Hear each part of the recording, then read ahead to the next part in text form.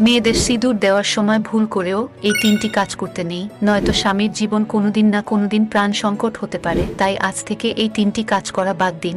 জানার আগে আপনিও যদি বিশ্বাস করেন সব বিপদ থেকে রক্ষা করবেন মা দুর্গা, তাহলে ভিডিওটিতে একটি লাইক ও কমেন্টে জয় মা দুর্গা লিখে যাবেন। নাম্বার 1, সিঁদুর লাগালে কখনোই চুল দিয়ে সিঁদুর ঢাকবেন না, এতে করে স্বামীর জীবনের আয়ু কমতে থাকে।